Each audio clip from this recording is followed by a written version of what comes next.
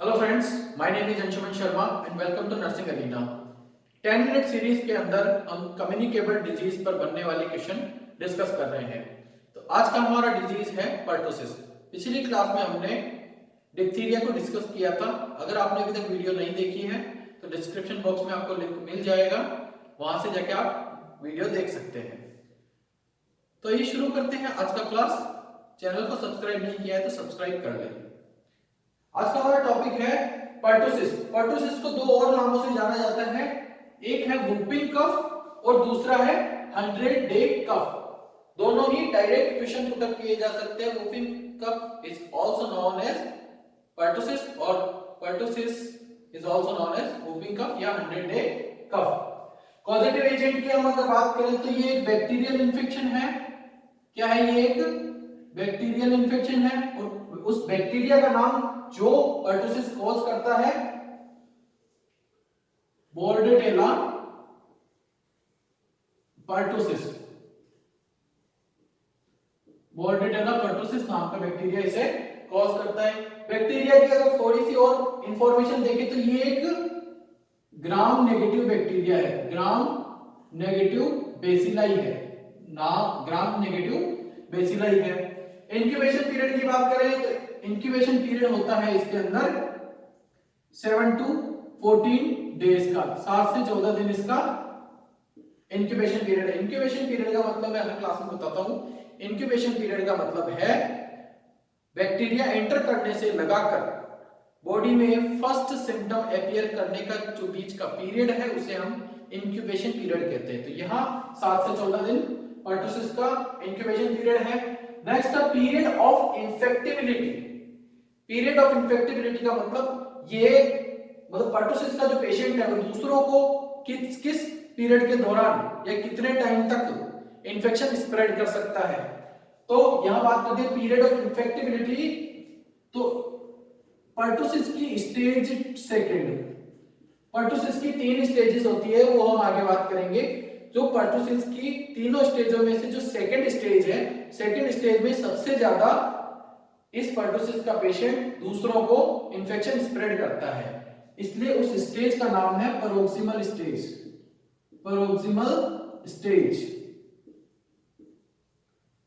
ये बहुत important stage है, इससे बहुत बार क्वेश्चन बनता है।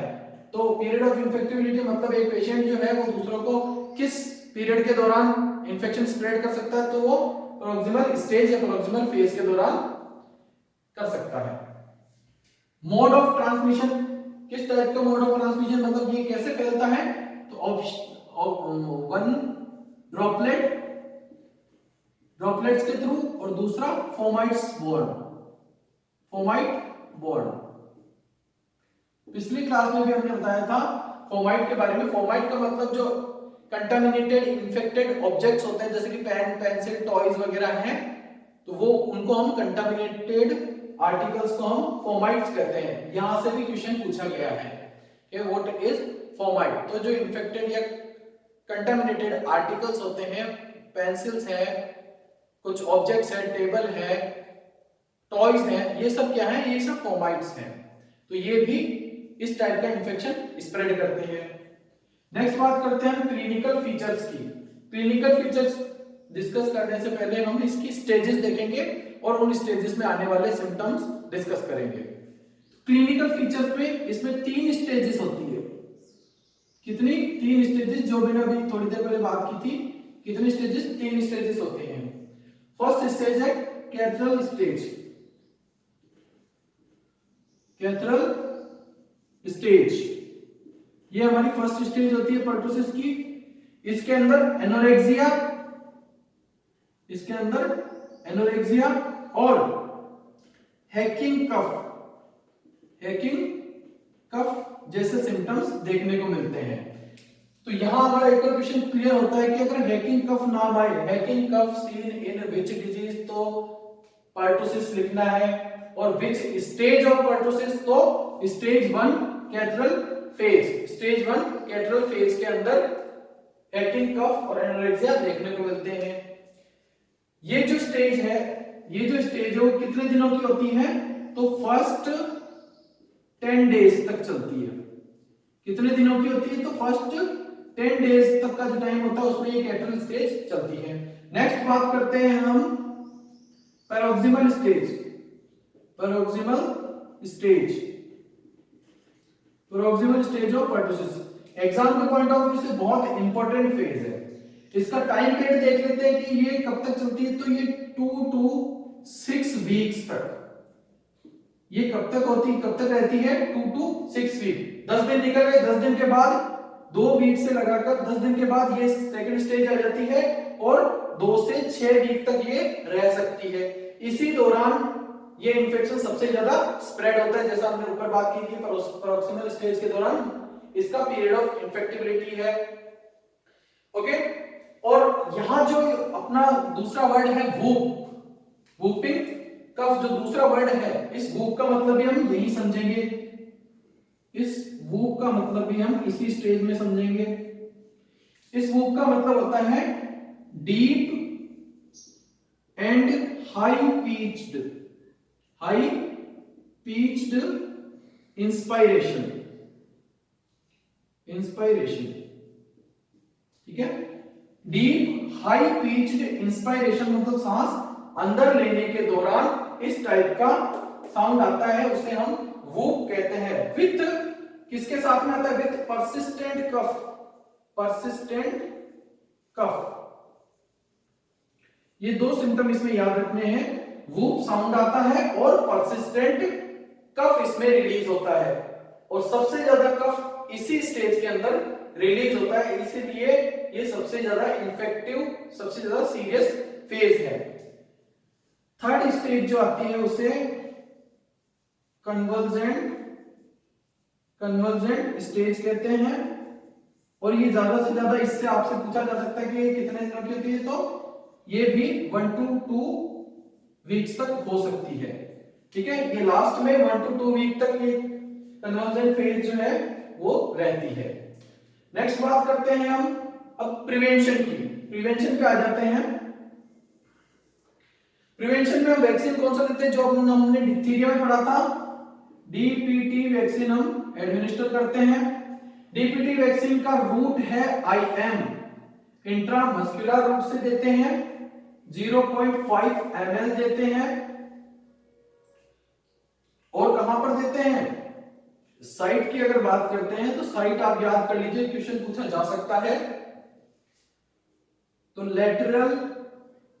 Lateral aspect of left thigh, कहां देते हैं?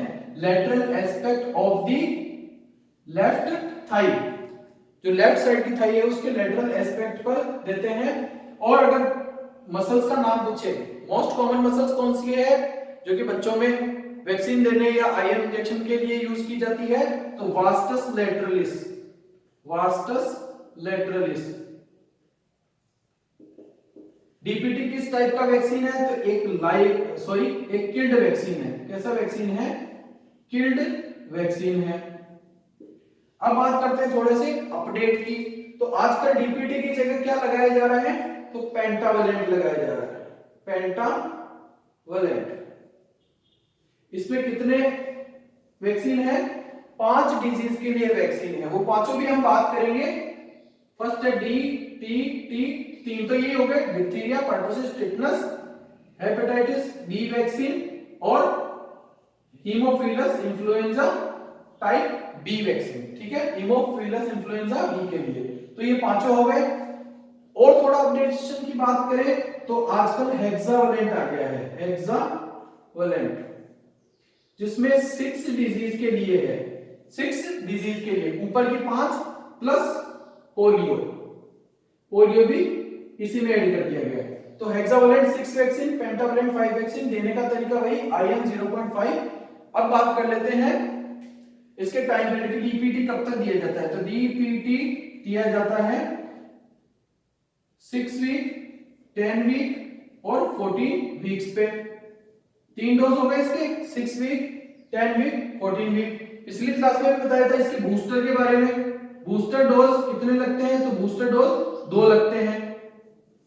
फर्स्ट डोज लगता है 16 टू 24 वीक पे, सॉरी 16 टू 24 मंथ पे, और सेकेंड डोज लगता है 5 टू 6 ईयर पे, 5 टू 6 ईयर पे।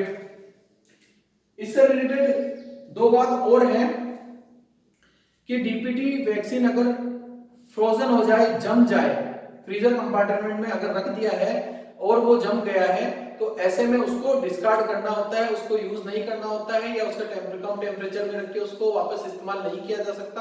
अगर फ्रोजन डीपीटी है तो उसको डिस्कार्ड करना होता है। और इसको कितने टेम्परेचर पे रख सकते हैं? 2 टू 8 डिग्री सेल्सियस पर, 2 टू 8 डिग्री सेल्सियस पर इसे हम रखते हैं। बाकी सारी डिटेल यहां हमने पढ़ ली है। और भी कुछ अगर डीपीटी वैक्सीन के बारे में रह जाता है तो हम आगे की डिजीज के अंदर कवर कर लेंगे। ओके, तो आज के लिए इतना ही। मिलते हैं नेक्स्ट क्लास में एक नेक्स्ट कम्युनिकेबल डिजीज के साथ में। Thank you.